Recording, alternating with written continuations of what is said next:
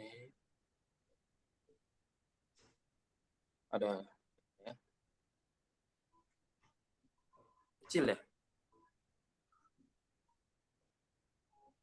Ini soalnya nggak ada pakai handset, jadi nggak sama mikrofon juga. Kecil ya suaranya. Ini udah jelas? Apa masih kecil?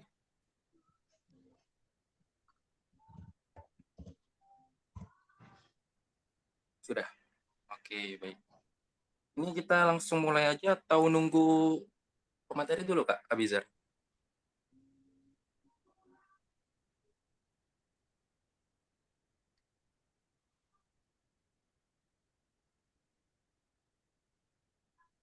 Mulailah.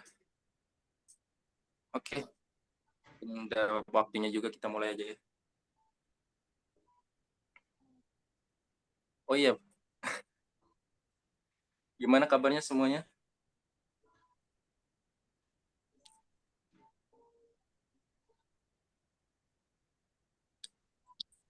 Eh,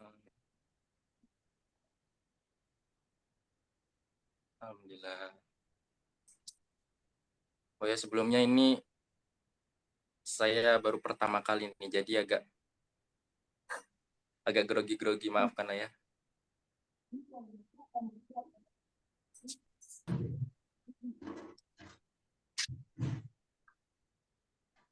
Oke, bentar. Hmm,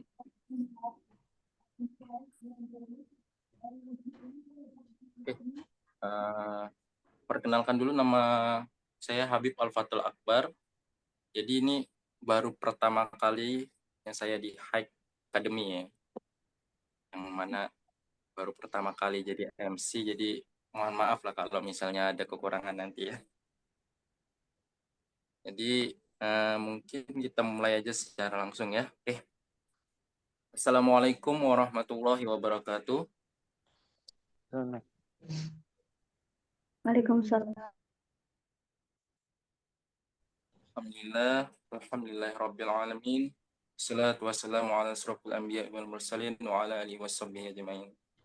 Allahumma salli wa sallim ala sayyidina wa habibina wa syafi'ina wa maulana Muhammad wa ala alihi wa sahbihi wa man wala. Subhanakallahumma ilma lana illa ma 'allamtana innaka antal alimul hakim. Rabbi shrah li sadri wa yassir li amri wa hlul 'uqdatam min lisani yafqahu qawli. Alhamdulillah, puji syukur atas kehadirat Allah Subhanahu wa taala yang telah memberikan kepada kita semua nikmat kesehatan dan kesempatan pada subuh kali ini untuk bisa melaksanakan kegiatan setiap ahadnya ya, Hike Academy, yaitu hike tentang pranikah. Dan tak lupa pula kita selawat serta salam, tak lupa pula aturkan kepada suri tauladan kita, kepada Nabi Agung, Nabi besar, Nabi Muhammad Sallallahu Alaihi Wasallam, dengan mengucapkan Allahumma sholli ala sayyidina Muhammad wa ala Oke, baik, kepada teman-teman semua, ini aku sekali lagi ngomongin kabar nih. Gimana kabarnya? Apakah masih ada yang masih jomblo?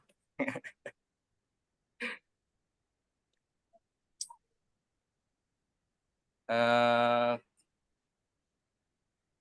Boleh nggak sebelumnya nih, saya ingin tahu dulu nih, siapa aja nih yang baru pertama hadir di atau baru pertama mengikuti kegiatan hike pranikah nih?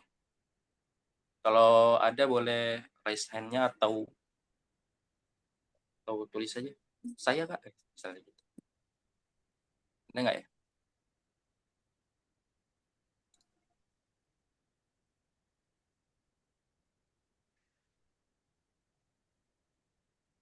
Oke.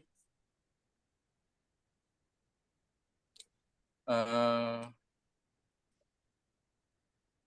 Sambil nunggu bentar lagi kita akan masuk. Mungkin ada yang teman-teman di sini yang baru pertama atau itu.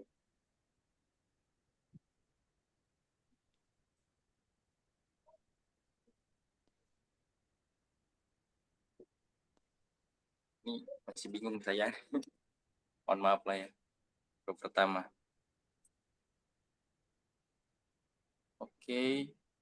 nggak ada yang itu ya. Oke lah, mungkin kita lanjut aja lah, mungkin nggak ada yang mau diajak berbicara sebenarnya. Oke, kita hari ini subuh ini kita akan membahas tentang materi kemarin tuh lupa. Bentar ya. Yang judulnya mengatasi ketakutan dalam langkah ke jenjang pernikahan. Nah, itu insya Allah nanti akan dijelaskan oleh pemateri kita yang alhamdulillah pemateri kita sudah ada bersama kita, membersamai kita sekarang, yaitu Kak Naufal Fatiu. Assalamualaikum Kak Naufal. Waalaikumsalam warahmatullahi wabarakatuh. Salam. Masya Allah. Apa kabarnya Kak Naufal? Alhamdulillah baik Kak. Alhamdulillah. Ini baru pertama kali saya Di bertemu bagaimana Kak Kak? Naufal ya. Oke Kak Naufal, ini apakah sudah siap untuk bisa menjelaskan atau menyampaikan materi pada subuh kali ini? Ya boleh Kak. Boleh ya? Oke, kalau udah siap kita mungkin langsung akan mulai aja. Oke, baiklah. Alhamdulillah Kak Naufal Fatiu-nya udah siap, teman-teman semua. Mari kita kuatkan niat kita kembali untuk mencari ridhonya Allah dan untuk disiapkan kembali catatannya. Apabila nanti ada yang ingin bertanya, boleh bertanya secara langsung di akhir atau ditulis saja. Oke, kepada Kak Naufal Fatiu, mungkin waktu tempat kami persilakan untuk menjelaskan materi pada subuh kali ini. Ya baik. Alhamdulillahirabbil alamin. Alhamdulillahilladzi anzal sakinata fi qulubil mu'minin liyazdadu imanan ma'a imanihim. Asyhadu an la ilaha illallah wa anna Muhammadan abduhu wa rasuluh alladzi la nabiyya ba'da amma ba'd. Wa qala Allah Ta'ala fil Qur'anil Karim, a'udzubillahi minasyaitonir rajim. Min kulli syai'in khalaqna zawjayn la'allakum tadhakkarun. Alhamdulillah, teman-teman yang dirahmati Allah Subhanahu wa taala, insyaallah alhamdulillah pada subuh hari ini ya, mungkin masih subuh lah ya, 5.30, kita masih diberikan kesempatan oleh Allah Subhanahu wa taala untuk bisa berkumpul bersama walaupun secara virtual, tapi semoga tidak mengurangi kekhusyuan kita dalam, mencari, ilmu atau thalabul ilmi ya. Teman-teman semua pada pagi hari ini, masya Allah, sebagaimana yang sama-sama kita ketahui ya, bahwa mencari ilmu itu atau memulai sesuatu itu pada pagi hari memang idealnya, ada benefit secara keilmuan yang kita dapatin gitu teman-teman. Dan apa namanya, saya dulu di pesantren dan satu kebiasaan pesantren itu kan dari dulu memang, eee, kita belajar dulu ya subuh-subuh gitu. Sebelum memulai aktivitas, beres sholat subuh kita belajar dulu dan ternyata jauh daripada itu, di barat pun ada satu penelitian ya, apa namanya, bagaimana orang-orang hebat lahir seperti Bill Gates atau Mark Zuckerberg dan orang-orang yang punya karya besar lahir, ternyata mereka punya kebiasaan yang sama. Ketika subuhnya, mereka gunakan untuk 3 hal. Pertama olahraga, kedua, apa namanya, kedua bukan makan ya. Pertama olahraga, kedua semacam, ritual mungkin ya, ritual, tenang gitu, atau mungkin kalau di dalam Islam seperti sholat gitu kan. Tapi kalau bukan orang-orang muslim biasanya mereka tuh semacam, apa namanya, meditasi lah, meditasi dan 20 menit berikutnya itu belajar, entah mereka nonton podcast, entah mereka baca buku. Nah, pada kesempatan hari ini mungkin kita coba gunain waktu itu untuk, dengar, kajian kita ya pada subuh kali ini. Kenapa ini penting? Karena teman-teman semua, menurut saya ini kajian yang cukup penting, yang jarang orang meng-highlight ini gitu teman-teman. Padahal ini penting banget gitu. Kenapa? Saya baru 2 bulan mau ke 3 bulan lah, mau 3 taruh 3 bulan, saya baru mau ke 3 bulan, menikah. Dan teman-teman semua kalau kita bicara menikah ya, kenapa ini jadi hal yang penting untuk dibahas, Teman-teman mungkin pernah baca riset ataupun pernah lihat video-video.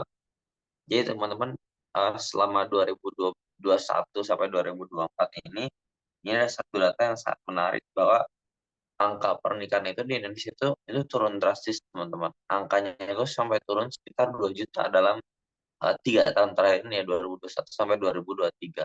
2 juta, dan angka penurunan ini ternyata setiap tahun itu semakin meningkat, teman-teman semua. Kenapa ini penting dan kenapa ini jadi hal yang mesti diperhatikan? Karena di samping angka pernikahan turun, di sisi lain angka zina itu pada hari ini itu semakin naik. Jangankan zina deh, orang-orang akses apa namanya link-link yang isinya syahwat gitu kan, atau misalnya link-link pornografi itu semakin mudah dan masif. Teman-teman coba cek berapa juta sih orang yang ngeklik link-link yang menyimpan video-video yang seperti itu gitu, teman-teman semua. Ternyata apa namanya angka seperti itu banyak banget. Nah, makanya menarik.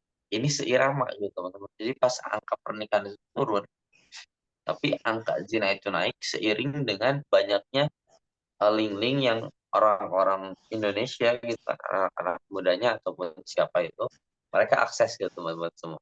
Jadi seolah-olah apa? Seolah-olah generasi kita pada hari ini, khususnya Gen Z ya, karena kan Gen Z hari ini adalah generasi yang ya umurnya, kalau telah taruh umur Gen Z itu dari tahun 95 sampai 2000, berapa ya, 2013 ya atau 2010. Berarti kan hari ini ada orang-orang Gen Z yang sudah usianya 24, 23, 22, atau 25, atau 21. Itu kan usia-usia yang memang ideal menikah ya, teman-teman semua. Nah, di usia-usia yang seperti itu ternyata generasi kita dikabarkan di Indonesia saja ya, kita berbicara bahwa banyak orang-orang yang seolah-olah dia tidak mau menikah. Bukan tidak mau ya kayaknya, tapi tidak mampu menikah dan tidak terfikirkan bagaimana dia mempersiapkan pernikahan. Akhirnya apa? Karena dia sebagai manusia punya syahwat, dilampiaskanlah syahwat itu kemudian ke orang-orang yang sebetulnya bukan muhrim, atau orang-orang entah pacaran atau mereka memang pure berzina, melakukan transaksi zina dan lain sebagainya gitu, teman-teman semua.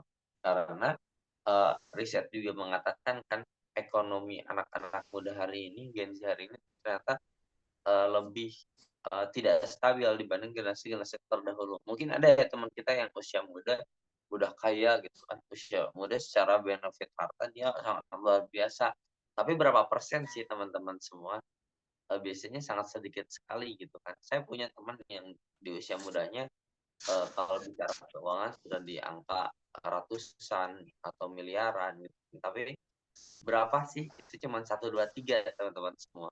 Tapi secara kebanyakan banyak orang-orang yang sudah punya syahwat, banyak orang-orang yang punya keinginan, tapi teman-teman semua karena keterbatasan harta, karena kemudian ketakutan, akhirnya dia menunda pernikahan sehingga yang terjadi apa? Yang terjadi tadi merebaknya perzinahan.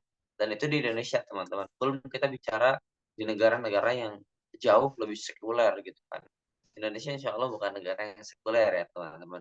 Tapi di negara-negara yang sekuler, di negara-negara yang memisahkan agama dan negara, agama hanya di ruang privat saja, di publik bebas gitu kan, pasti angkanya akan jauh lebih besar lagi. Karena teman-teman semua, kalau kita bicara nikah, nikah itu kalau kita mikirin hanya sebatas dunia, itu rugi teman-teman. Serius rugi. Kalau kita bicara hitung-hitungan dunia ya, misalnya ketika kita nikah, artinya kan kita harus menghidupi anak orang lain, kalau laki-laki gitu ya, anak orang lain yang dulu kita nggak kenal dia sama sekali, dia bukan siapa-siapa kita, tapi dia jadi orang yang harus paling kita sayangi, harus kita kasih cinta, harus jadi orang yang apa namanya kita kasih makan dia seumur hidup gitu, teman-teman. Kasarnya ya.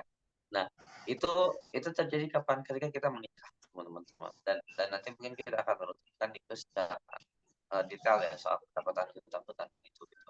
Tapi teman-teman, poin yang pertama yang pengen kita sampaikan, apa namanya, itulah realita kita pada hari ini, teman-teman semua. Dan fitrahnya manusia, sebetulnya kalau kita bicara fitrahnya manusia, kenapa Allah misalnya ya memerintahkan orang untuk menikah, fankihu ma tabalakum minan nisa dan seterusnya gitu.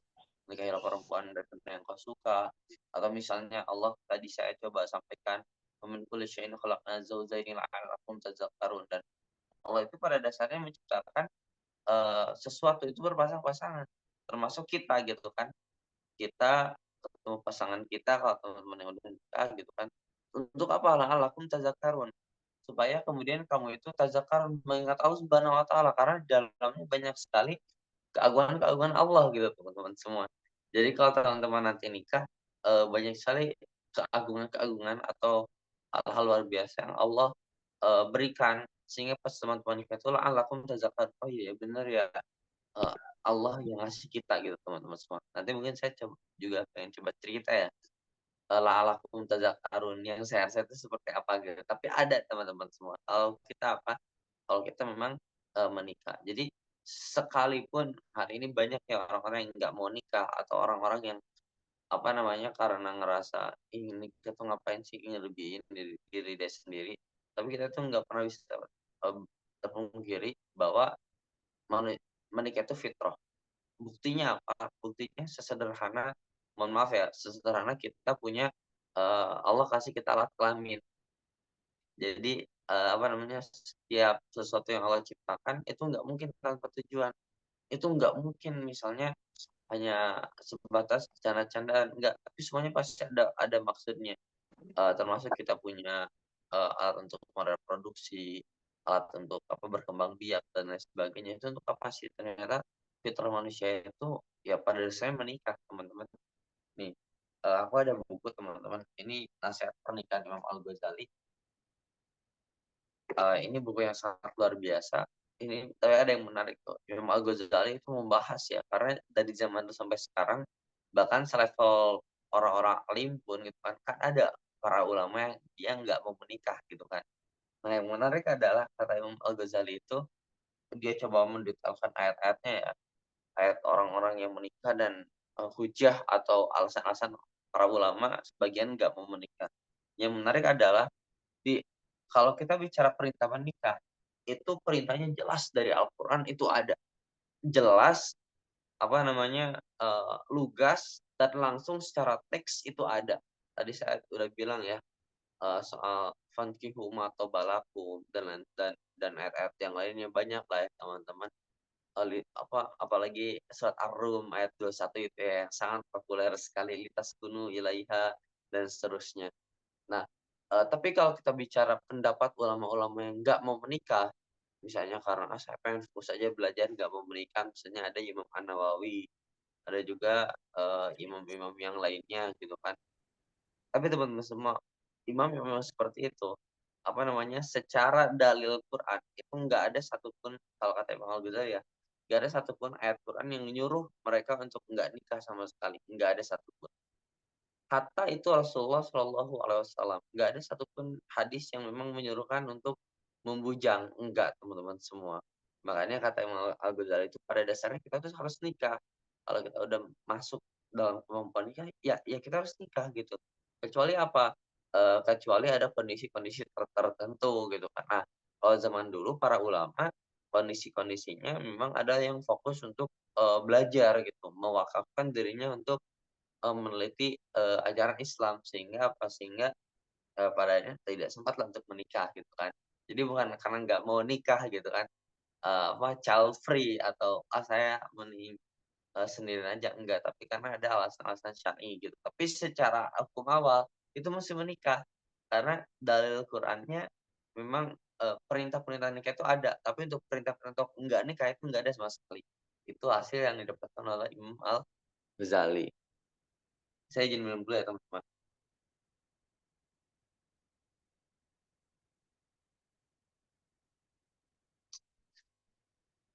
Nah, teman-teman, dari sana poin yang bisa kita dapatkan berikutnya adalah pada dasarnya menikah itu fitrah manusia itu sendiri.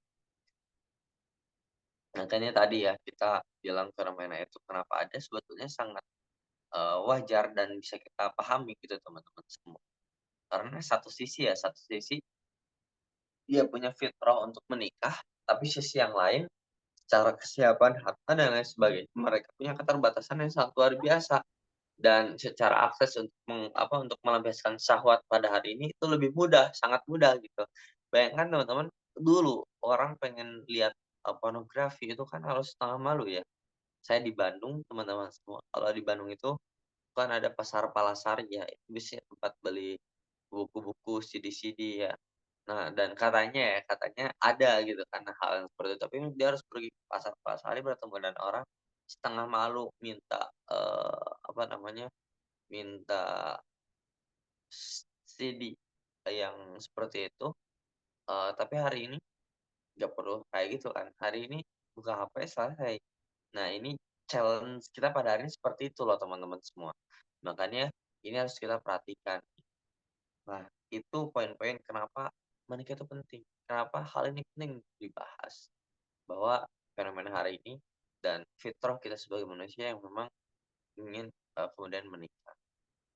Oke teman-teman, berikutnya mungkin kita bakal coba fokus ya ngebahas satu hal yang memang ini penting banget nih, soal, ketakutan kita dalam menikah. Dan ini mungkin jadi materi inti juga ya, karena, kalau kita bicara soal orang yang mau menikah dan orang nggak mau menikah pada realita hari ini kan sebenarnya sebetulnya problem yang luar biasa teman-teman semua. Kenapa problem yang luar biasa? Tantangan kita hari ini itu beda dengan tantangan generasi kita sebelumnya. Tadi ya saya sudah coba sampaikan tantangan kita pada hari ini beda daripada generasi sebelumnya. Kemudahan akses, terus eee, orang lebih mudah dalam hal kemaksiatan, sehingga menikah ini jadi bagian yang jauh lebih.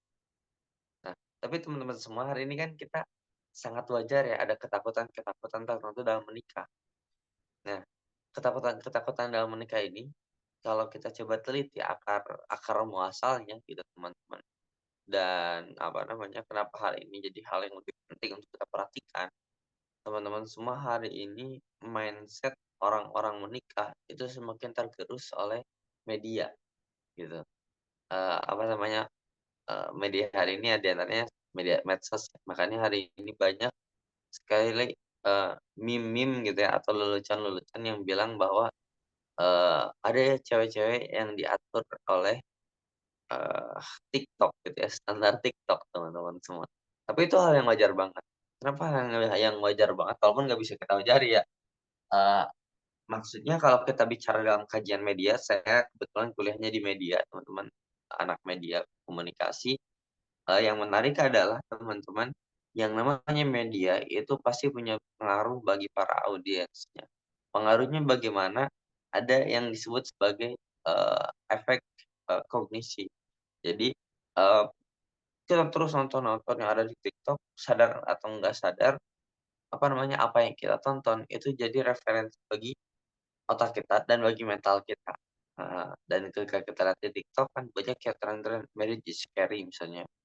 Takut inilah, takut itulah, atau misalnya banyak kejadian lah, padahal dia artis yang dua-duanya ganteng, cantik, punya harta, tapi, sama-sama kayak gitu, gitu kan, problematika dan lain sebagainya. Akhirnya muncul Marriage at Scary. Kita nonton itu dan ketika kita nonton, kita terus nonton itu, kita terus mendalami itu, kalau kita nggak punya basic keislaman, maka, yang terjadi teman-teman semua ada referensi mental di dalam diri kita, yang bilang bahwa, kayaknya nih itu takut ya, menakutkan, menyeramkan, mengerikan gitu teman-teman, sehingga pada akhirnya kita nggak mau untuk menikah.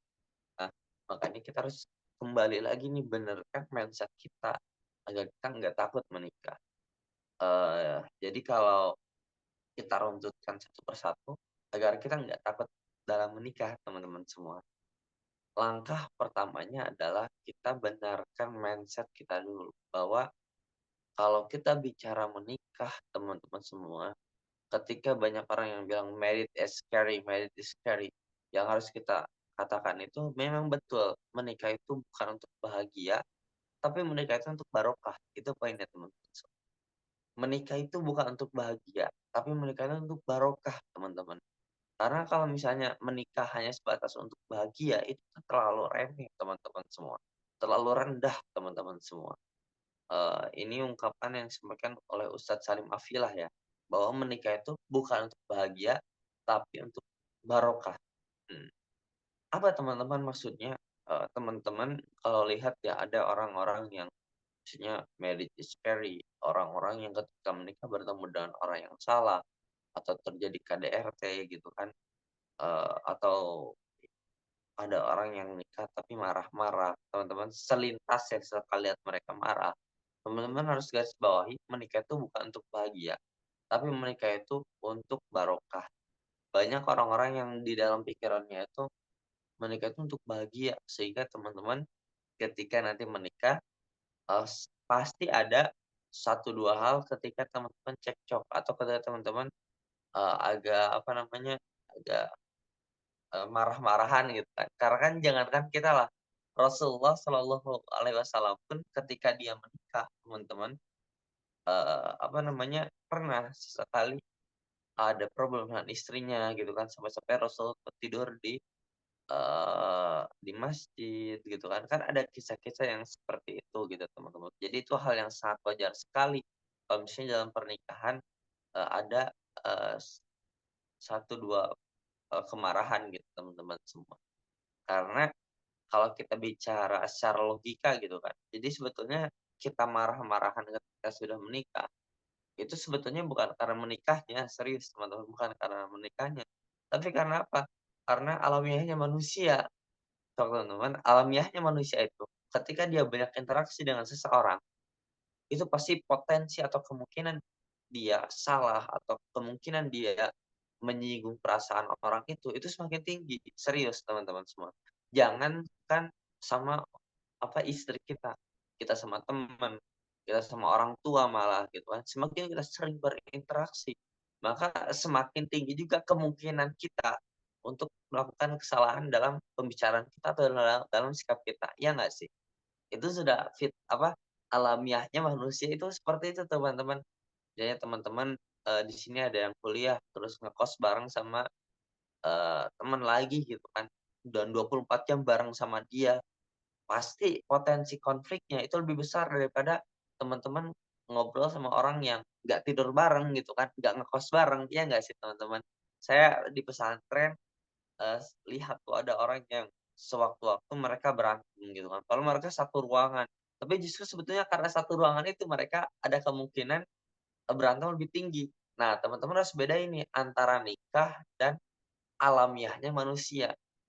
Yang namanya nikah, nikah itu kan kata Allah, "Litaskunu ilaiha," gitu kan, memberikan sakinah, sakinah, sakinah, mawaddah, warahmah, itu yang apa namanya, efek daripada nikah tuh ya sakinah, mawaddah, warahmah.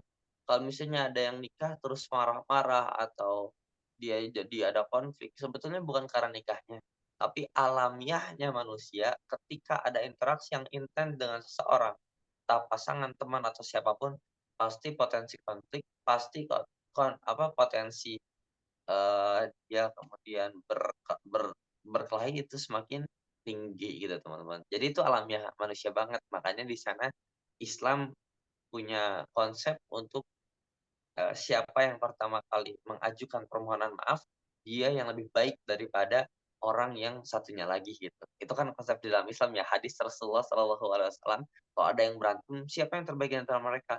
Yang pertama mulai meminta salam.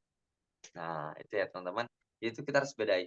Nah, oke, kita kembali lagi ke bahasan yang inti, jadi menikah itu bukan untuk bahagia, tapi menikah itu untuk barokah. Kenapa teman-teman? Karena kalau untuk bahagia, ini nikah, ini perjalanan yang nggak mudah teman-teman. Ini perjalanan yang akan membawa teman-teman ke kehidupan yang 100% teman-teman hidup sebagai seorang manusia. Kenapa saya bilang kayak gitu? Karena teman-teman sebelum kita nikah itu, apa namanya ya, kita ngerasa hidup kita masih bebas gitu kan. Kita ngerasa, nggak perlulah jadi orang yang benar-benar amat gitu kan. Tapi kalau teman-teman udah nikah, teman-teman mikirin, "Wah, nanti anak saya kan pas lihat saya," gitu kan, "nanti apa namanya, istri saya pasti lihat saya." Ada hal-hal yang pada akhirnya memacu teman-teman untuk jauh lebih baik lagi. Jadi the power of kepepet gitu ya, tapi kepepet untuk hal-hal yang positif ya teman-teman. Itu kalau kita udah nikah ya. Dan perjalanannya ini panjang banget teman-teman, dari teman-teman akad sampai teman-teman nanti meninggal dunia di muka bumi ini, teman. Dan ketika perjalanannya itu panjang, teman-teman semua, kalau kita hanya bicara soal bahagia, enggak, teman-teman. Di satu waktu tadi ya ada potensi cekcok, ada potensi teman-teman marah-marahan gitu kan, walaupun itu potensi yang sangat wajar banget, alami alami manusia banget. Mau siapapun, mau teman-teman udah nikah atau belum nikah, ketika punya seseorang atau manusia yang interaksinya tinggi sama teman-teman, itu pasti potensi konflik pun lebih tinggi lagi. Nah, tapi teman-teman semua, apa namanya, itulah bekal-bekal kita atau perjalanan nikah kita yang memang harus kita persiapkan. Makanya nikah itu nggak bisa untuk bahagia, tapi nikah itu untuk keberkahan. Teman-teman suka sama seseorang, beda rasanya ketika teman-teman suka tapi setelah nikah. Suka sebelum nikah, karena saya pun, apa namanya, sebelum nikah pun ada perasaan ya ke calon istri. Dan apa namanya, saya coba tahan gitu kan, tapi beda rasanya teman-teman. Kalau sebelum nikah was-wasnya luar biasa. Ada rasa takut ya, aduh khawatir sama orang lain nih, atau khawatir, bukan jodoh saya gitu, atau khawatir ada kesalahan di dalam perasaan cinta saya. Itu hati nurani bercekcok gitu teman-teman semua, berantem di dalam, batin ya. Tapi kalau udah nikah, sakinah, ketenangan itu yang kemudian Allah berikan pada kita, sakinah. Lagi capek, pulang ke rumah, ketika pulang ke rumah lihat wajah istri gitu kan, sakinah gitu teman-teman. Nah, itu yang Allah berikan terhadap, kita ketika kita, menikah ya teman-teman. Mungkin nanti, di akhir ada sesi pertanyaan ya biar teman-teman bisa ini. Nah, kembali lagi ya, menikah bukan untuk, bahagia tapi untuk berkah. Yang menarik kalau kita bicara Nabi Adam alaihissalam, ternyata akad yang Allah berikan pertama kepada manusia bukan akad jual beli. Adam itu ketika ada di muka bumi, bukan, tiba-tiba Adam jualan apa gitu kan, Allah ajarin Adam untuk berjualan, enggak. Tapi ketika Adam turun ke muka bumi, akad yang pertama kali manusia rasakan atau lakukan adalah akad nikah. Orang nikah, Nabi Adam alaihissalam turun ke bumi, terus diciptakanlah Siti Hawa dari tulang rusuk Adam, dan jadilah dia manusia oleh Allah Subhanahu wa Ta'ala dan menikah. Jadi nikah itu adalah akad pertama kali manusia. Dan jauh daripada itu semua teman-teman semua. Kalau kita bicara akad nikah, teman-teman di dalam Al-Qur'an itu janji misakon golido atau perjanjian yang maha hebat, itu Allah cuman mention 3 kali di dalam Al-Qur'an. Dan 3 kalinya ini seolah-olah itu setara satu sama lain. Pertama, misakon golizo atau perjanjian agung Allah Subhanahu wa Ta'ala itu terjadi di antara Allah dengan para rasul ulul azmi. Jadi Allah, apa namanya, seolah-olah melakukan perjanjian dengan rasul ulul azmi, rasul yang ujiannya paling berat.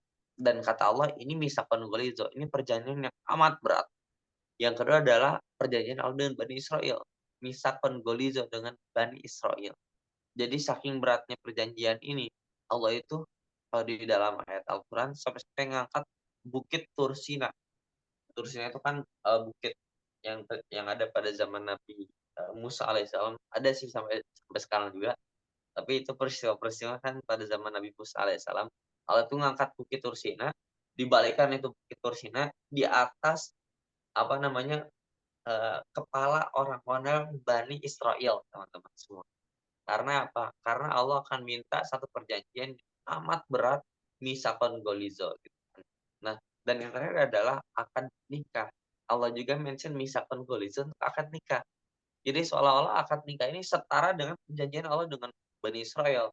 Perjanjian Allah dengan rasul-rasul ulul azmi yang paling hebat di antara, bukan hebat maksudnya, yang paling tangguh kesabarannya, hebat ujiannya di antara nabi-nabi yang lainnya. Nah, nikah pun termasuk mitsaqon ghaliza. Makanya kalau kita bicara, tulisannya Ibnu Qayyim al-Jauziyah, kata beliau, ketika orang akad, saya terima nikahnya, eee, fulan binti fulanah dengan mas kawin sekian, dibayar tunai, sah sah, ketika sah teman-teman semua, kata Imam Ibnu Qayyim al-Jauzi, itu arsy langit, arsy Allah itu bergetar. Jadi bergetar, gitu kan. Karena apa? Terjadi pernikahan, satu akad yang sejatinya tidak hanya antara satu laki-laki dan satu perempuan saja, tapi satu laki-laki itu berakad dengan satu keluarga perempuan, satu keluarga perempuan juga berakad dengan keluarga perempuan yang lain, dan terlebih daripada itu semua adalah berakad dengan Allah Subhanahu wa taala. Ya teman-teman, modal pertama agar kita nggak takut nikah, benerin mindset kita dulu, bahwa nikah itu bukan untuk bahagia, tapi untuk barokah teman-teman semua. Hidup bakal lebih barokah ketika kita menikah. Apa namanya, makanya kalau kita bicara nikah, mindset dulu, karena tantangan hari ini ya tadi ya, dengan marriage scary atau time lain yang ada di media sosial, di TikTok, di Instagram, dan sebagainya. Dan yang kedua yang harus kita lakukan adalah, ini juga mungkin yang terakhir ya, sebelum mungkin nanti kalau teman-teman ada sesi tanya jawab. Yang kedua itu adalah pahami ketakutan teman-teman menikah itu apa. Jadi, banyak sekali ya ketakutan-ketakutan orang untuk menikah, eee, apa namanya, bagi saya itu ada empat empat waiting list yang paling, tinggi ya. Jadi yang pertama itu biasanya orang takut nikah itu karena takut ketemu orang yang salah, gitu kan. Dan ini jadi ketakutan yang sangat luar biasa, karena banyak sekali contoh-contoh kasus yang ada di media sosial ya. Misalnya teman-teman lihat kehidupan siapa, kemarin ada orang yang, eee Kayaknya kayaknya udah indah hidup dia gitu kan. Kayaknya hidup dia udah bahagia, udah tenang, dapat pasangan yang sama-sama, parasnya indah, terus secara kecukupan harta sudah lebih gitu kan, dua-duanya juga, eee, selebgram selebgram dan lain sebagainya, punya banyak followers, apa sih yang kurang daripada mereka? Ternyata ada KDRT, ternyata dia ketemu dengan orang yang salah. Nah ini kan kasus yang cukup viral ya yang kemarin ya. Nah, teman-teman semua itu, kita harus adil sebetulnya teman-teman. Kayak ada buku lagi ya judulnya Factfulness tuh, itu menarik tuh, buku dari tulisan orang-orang barat, tapi di sana banyak sekali riset penelitian. Jadi ternyata hari ini kenapa orang semakin mudah takut ya, karena yang ditampilkan media atau yang ramai di media itu pasti hal-hal yang, masalah isinya gitu kan. Misalnya ada banjir besar, diramaikan oleh media gitu kan. Tapi kalau misalnya ada lingkungan yang bersih, rapi, jarang sekali di-up oleh media karena nggak menarik teman-teman semua. Makanya, banyak sekali pernikahan-pernikahan yang sebetulnya tenang, bahagia, seru gitu kan, pada hari ini ya. Tapi itu nggak diangkat sama sekali. Tapi apa yang diangkat media? Tadi ada KDRT dalam pernikahan, ada apa namanya, perselingkuhan dan lain sebagainya. Jadi ternyata teman-teman semua, kalau kita mau adil-adilan, jujur-jujuran, kita nggak bisa langsung, apa namanya, berbicara, "Ah, udah nikah tuh, potensi ketemu dengan orang yang salah itu tinggi." Enggak, teman-teman. Banyak sekali kisah-kisah yang lain yang tidak diangkat di media yang lebih, apa namanya, sukses di dalam pernikahan. Makanya kalau misalnya ketakutan kita ketemu dengan orang yang salah, yang harus kita lakukan pertama kali itu teman-teman, apa ya, saya tuh selalu nitip sama teman-teman, jangan nikah dari jalur pacaran. Kalau di sini ada yang udah terlanjur, apa namanya, coba langsung introspeksi diri, coba langsung, apa namanya, betul-betul, kalau misalnya mau ke jenjang yang serius, teman-teman harus nyicilin pertanyaan-pertanyaan yang memang harus serius untuk didiskusikan, teman-teman harus serius untuk dipastikan. Tapi kalau teman-teman di sini belum gitu kan, saya sarankan jangan lewat jalur pacaran. Kenapa? Karena teman-teman semua ini sangat terasa banget ya, kalau udah nikah teman-teman, kalau udah nikah gitu kan, dulu sebelum nikah itu kan, bawaannya tuh kayak pengen banget ketemu gitu kan dan pengen menampilkan yang terbaik gitu kan, karena apa namanya, biar sama-sama betah gitu kan kalau zaman-zaman pacaran gitu ya, misal kayak gitu. Tapi teman-teman semua, kalau udah nikah, dua-duanya, baik laki-laki atau perempuan, itu sama-sama kayak pengen menunjukkan sifat-sifat aslinya agar bisa diterima satu sama lain.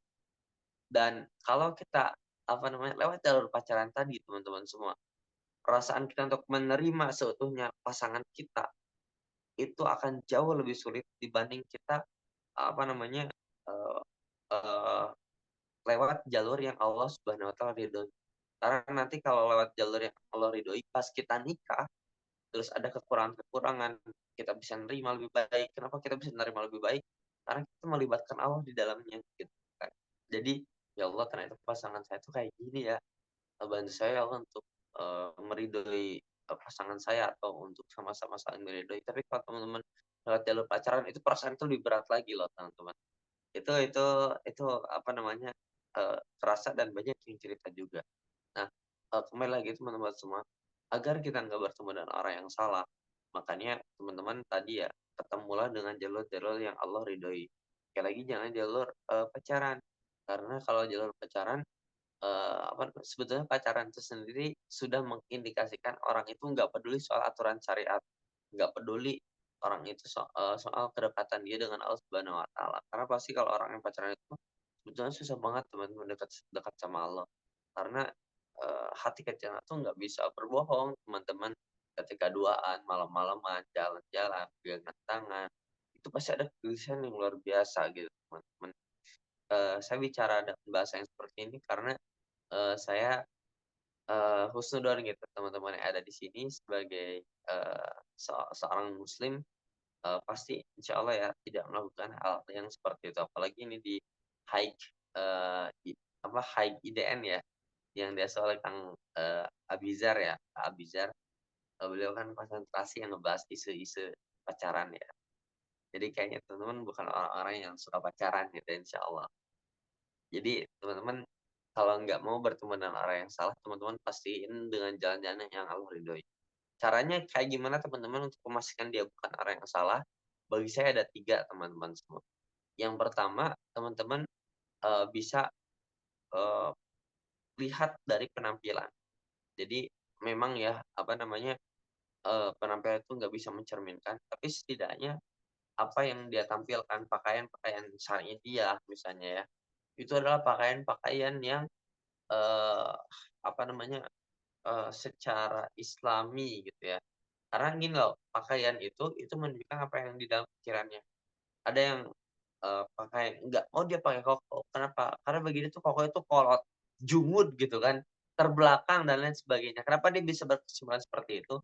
Oh mungkin dia gaulnya atau dia punya prinsip anak-anak metal gitu kan, itu kan lebih lebih kekinian gitu kan. Makanya koko itu jumud, terbelakang dan lain sebagainya. Nah, dari segi pakaian pun sebetulnya itu bisa jadi indikasi teman-teman, walaupun itu cuma indikasi awal aja ya.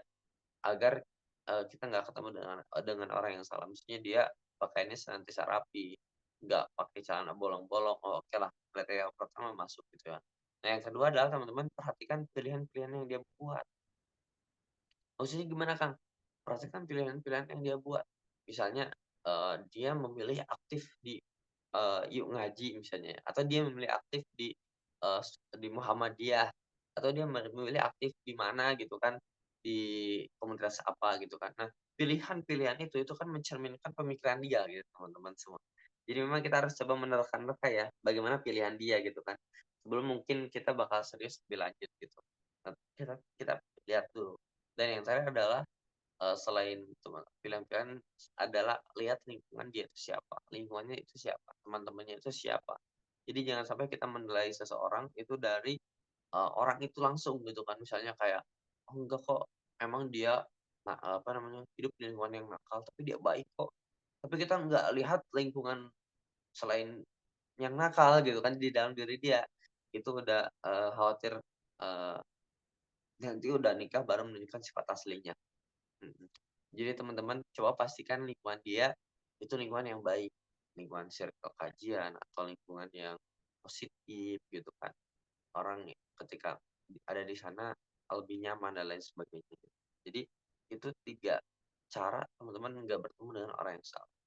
Dan nanti setelah 3 cara itu teman-teman serius, ada fase ta'aruf gitu kan. Nah di sana teman-teman ajukan pertanyaan-pertanyaan yang sekiranya bisa menenangkan teman-teman nanti setelah nikah gitu kan.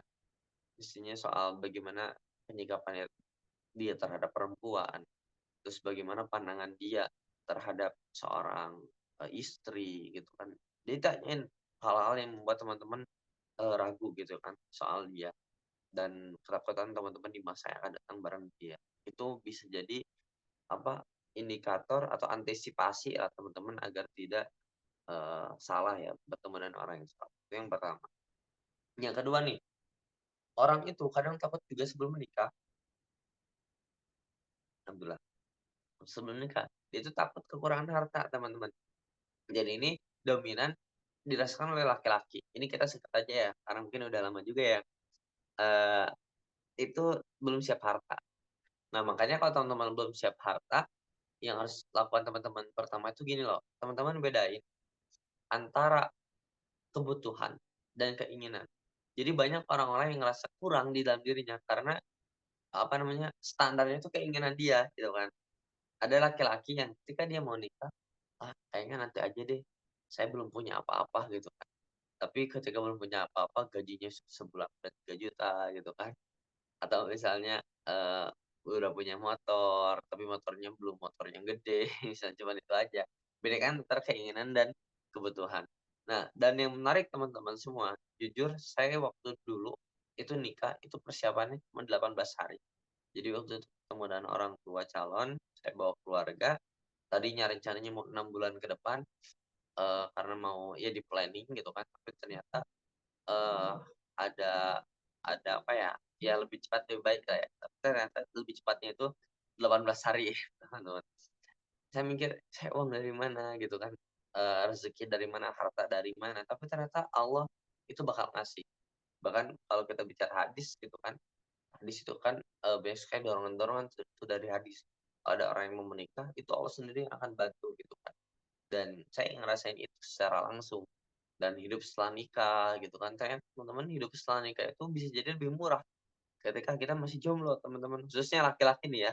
Karena kalau kita laki-laki tuh, uang tuh tiba-tiba habis gitu kan, tiba-tiba, jajan ini, jajan itu, beli ini, beli itu, tiba-tiba habis. Tapi kalau udah nikah teman-teman semua, semuanya serba, tercatat gitu kan, pengeluaran ada, semuanya lebih jelas lagi dan pada akhirnya bisa lebih, hemat lagi. Uang tuh nggak hilang tiba-tiba gitu kan.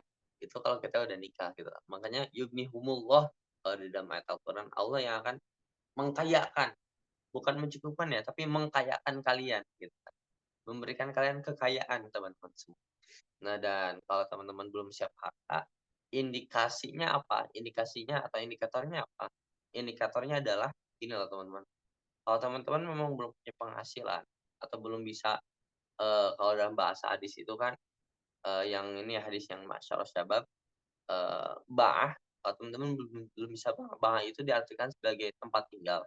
Belum bisa memberikan tempat tinggal terhadap istri, di sana teman-teman jangan dulu nikah.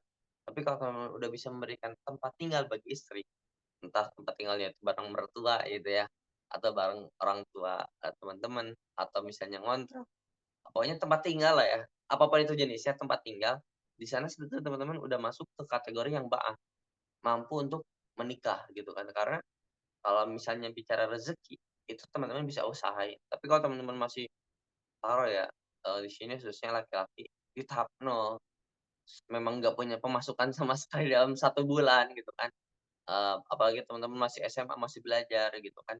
Nah, di sana teman-teman tahan dulu, coba berikan ruang, ruang yang kosong dulu bagi diri teman-teman untuk mempersiapkan dari segi ekonomi. Tapi kalau teman-teman udah, apa namanya, punya pemasukan gitu kan, walaupun misalnya nggak seberapa, tapi itu cukup untuk memberikan tempat tinggal, untuk memberikan makan. Sebetulnya dari sana pun kategori bah, itu teman-teman udah masuk gitu kan. Dan kalau misalnya, "Aduh nanti gimana ada keperluan-keperluan yang lain?" Teman-teman jangankan teman-teman yang udah, apa, yang baru nikah, orang yang usianya nikah berpuluh-puluh tahun, coba teman-teman teman-teman tanya aja, ketika dia punya anak, sebenarnya secara logika itu nggak masuk akal. Dia punya anak, anaknya harus sekolah sekian juta kan hari ini ya. Tapi misalnya dia seorang tukang Gojek atau bukan tukang ojek lah, dia tukang beca, atau dia cuman mulung-mulung sampah, tapi ternyata bisa mengkuliahkan anaknya sampai ke sarjana gitu kan. Itu ada kisah-kisah yang seperti itu kan. Nah, kenapa mereka bisa? Karena yughnihumullah, Allah sendiri akan mencukupkan harta mereka. Jadi, jangan sampai ya kita udah siap, calon udah ada, tapi kita nunda lagi pernikahan karena apa? Karena ada kekhawatiran soal rezeki. Padahal, insyaallah teman-teman selama kita bisa ini dan nanti ya ini pun penting untuk dikomunikasikan di awal. Jadi pas ketemu calon istri kita komunikasi nih di awal gitu teman-teman. Apa komunikasinya? Ya sampaikan gitu teman-teman bahwa apa namanya, kondisi kita masih seperti ini, kamu mau nggak sama aku yang masih seperti ini? Itu harus ada. Terus mindset teman-teman sama istri, itu harus sudah selaras juga, mindset soal rezeki. mindset soal kehidupan di masa depan, visinya itu harus selaras misalnya kayak, apa namanya, soal ekonomi lah, soal keuangan lah, bagaimana pandangan kamu? Selarasin dulu gitu teman-teman semua, karena biar nanti nggak jadi masalah yang berat ketika teman-teman udah, nikah nanti gitu ya, soal belum siap harta. Terus yang ketiga nih, ketakutan orang sebelum menikah biasanya adalah takut tidak diterima oleh keluarga calon, khususnya ini perempuan ya. Saya pernah cerita juga ya sama istri ya, "Kamu tuh takut kalau apa sih?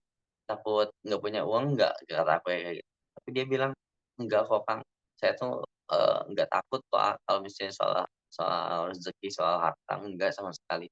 Tapi kadang ada ketakutan tuh, aku nanti diterima baik nggak sih sama keluarga kamu?" Gitu kan. Nah, itu biasanya memang dirasakan oleh perempuan gitu kan, takut gak diterima baik, entah oleh keluarga ataupun mungkin oleh suami itu sendiri ya, karena punya kekurangan sebagai manusia. Makanya teman-teman kalau misalnya ada perasaan seperti itu ya, ada perasaan yang seperti itu, yang harus teman-teman lakukan adalah teman-teman pastikan keluarganya itu keluarga yang seperti apa gitu ya. Jadi, nanti ya kalau saya coba, klasifikasi, ada keluarga yang memang orientasinya itu kerja gitu kan, ada keluarga yang memang orientasinya itu bagus untuk dakwah gitu kan. Jadi hidupnya termasuk untuk dakwah. Nah, syukur kalau teman-teman secara dapat calon keluarga, keluarganya itu yang sudah paham soal dakwah gitu kan, yang sering datang ke kajian, yang orientasinya nggak hanya sekedar kerja gitu kan, yang dibicarakannya nggak hanya sekedar materi, tapi juga apa namanya, soal Islam, soal dakwah, soal pendidikan, gitu, soal perjuangan. Nah itu Masya Allah itu teman-teman, rezeki yang sangat luar biasa tuh. Jadi teman-teman bisa pastiin itu tuh.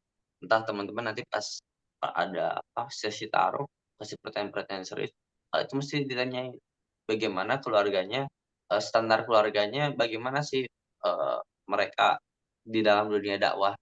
Kalau misalnya keluarganya keluarga yang pro terhadap dunia dakwah, bahkan sering datang ke kajian, nanti insya Allah potensi teman-teman diterimanya pun akan lebih lebih besar teman-teman semua.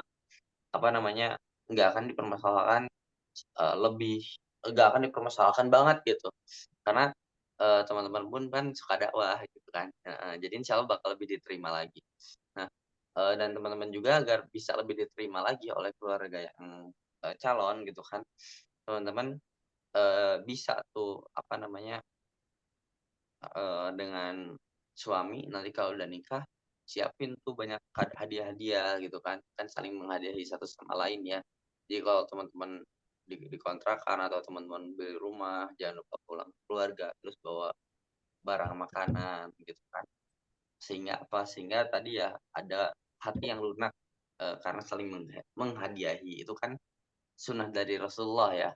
Nah, cara-cara seperti itu teman-teman bisa lakukan. Tapi yang pertama ya, sebelum teman-teman nikah, idealnya memang coba tanyain dulu, bagaimana prinsip keluarga kalian, gitu kan.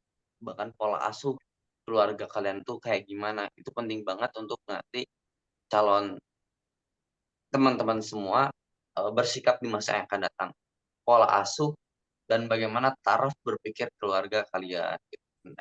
Bukan kalian ya, calon keluarga, kalian gitu, teman-teman. Nah, sehingga teman-teman bisa lebih memastikan, apa namanya, keluarga calon itu bisa nerimain teman-teman. Makanya syukur banget ya tadi ya, kalau ternyata calon keluarganya berkecimpung di dunia pendidikan, di dunia dakwah, karena nanti orientasinya beda. Kalau hanya sebatas di dunia kerja, pasti laki-laki itu ditanyain tuh, "Kamu udah kerja apa?" Gitu kan. Itu penting, iya penting, tapi bukan itu yang pertamanya, bukan itu yang, apa, hal utamanya bukan itu.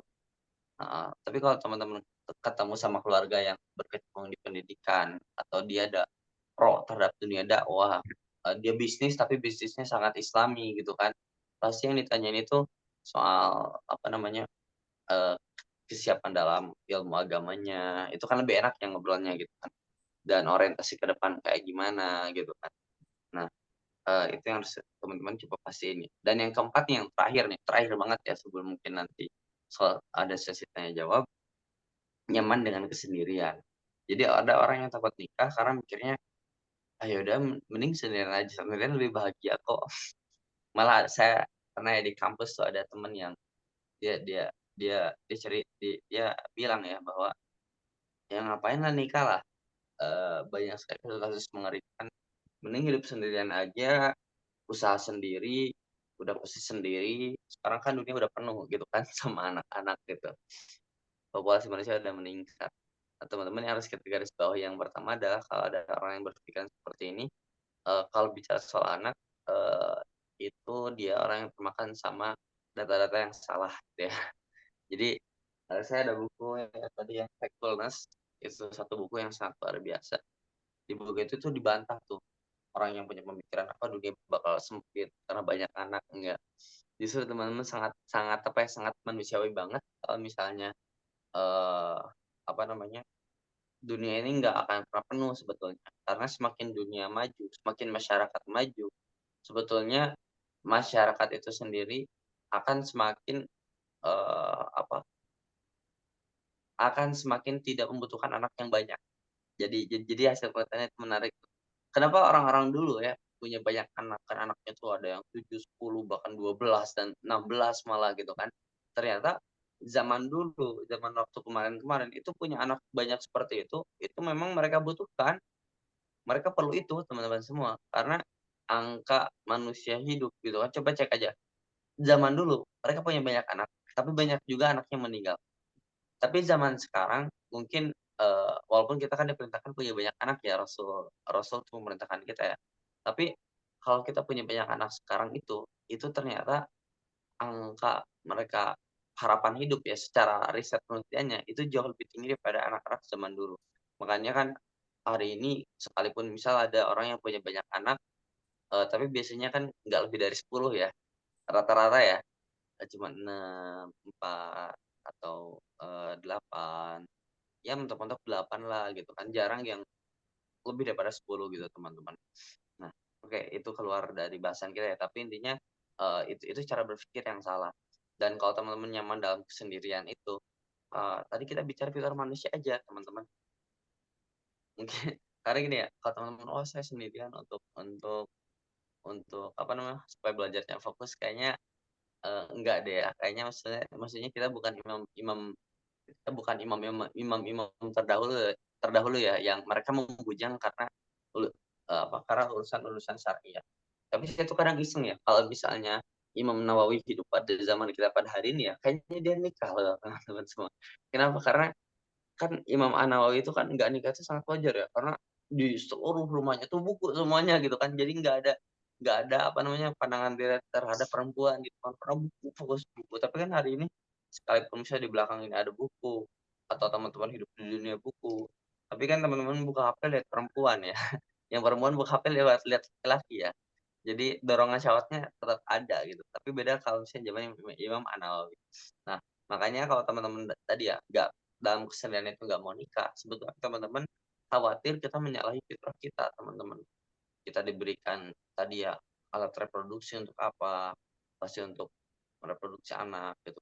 Dan apa namanya, ketakutan ini kalau misalnya, menjamur ke seluruh masyarakat Indonesia, ya nanti kayak Jepang. Di Jepang kan orang-orang mulai malas nikah ya, pikirnya nikah itu menghalangi karir mereka, harus ngurus anak dan lain sebagainya. Akhirnya kan pemerintahan Jepang itu nyuruh warganya yang nikah dan nanti punya anak, itu diberikan dana yang gede tuh gitu kan. Itu saking apa ya namanya, efeknya orang yang mikir kayak gitu loh teman-teman semua. Bahkan lebih jauh lagi, di dunia-dunia barat pada hari ini pun angka pernikahan kan turun drastis.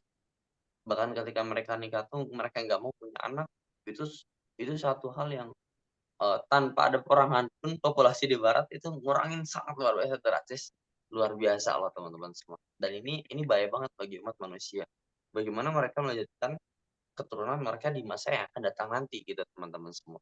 Kalau misalnya setiap orang berpikir nikah itu menghalangi kesuksesan mereka, nikah itu menghalangi karir mereka, nikah itu memberikan dampak yang buruk bagi mereka, atau mereka lebih merasa nyaman dalam kesendirian itu sendiri.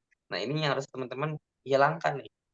Taruh misalnya teman-teman memang senang sendirian gitu kan, tapi teman-teman semua ada kebahagiaan yang nggak bisa teman-teman dapatkan selain daripada menikah. Ada ketenangan yang teman-teman nggak dapatkan selain menikah.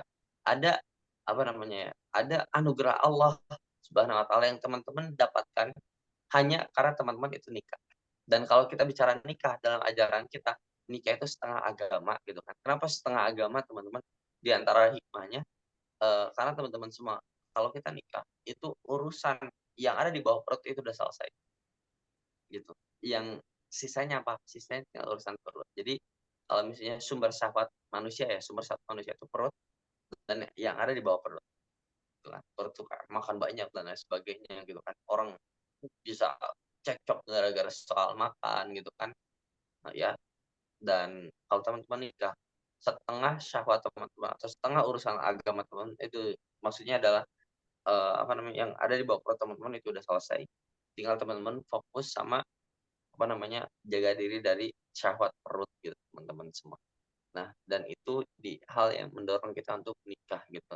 Karena tadi ya, kalau teman-teman sendiri mungkin bisa nyaman, tapi teman-teman nggak akan pernah jauh untuk melangkah. Tapi teman-teman nggak akan pernah jadi manusia yang, eee, bagaimana, manusia yang menjalankan seluruh fitrahnya gitu teman-teman. Mungkin itu sekian aja ya teman-teman yang bisa saya sampaikan.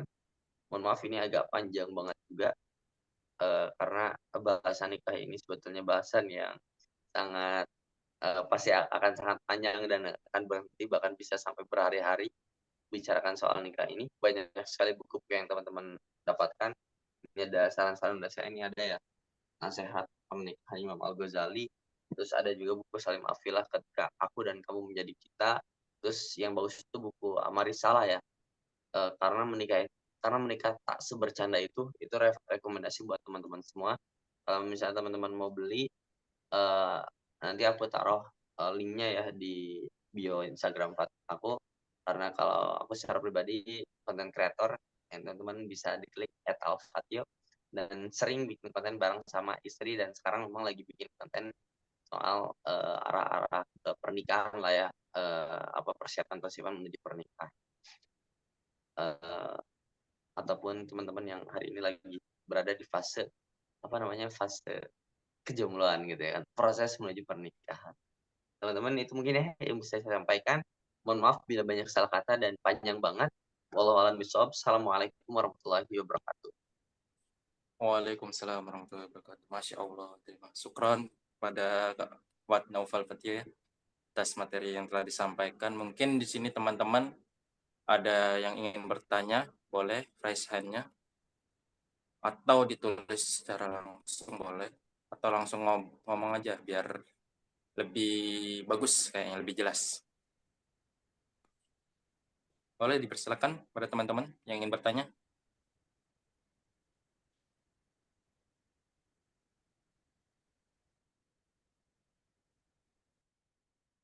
Tentang materi kita pada subuh kali ini. Masya Allah, yang begitu luas ya tentang cara mengatasi ketakutan ini.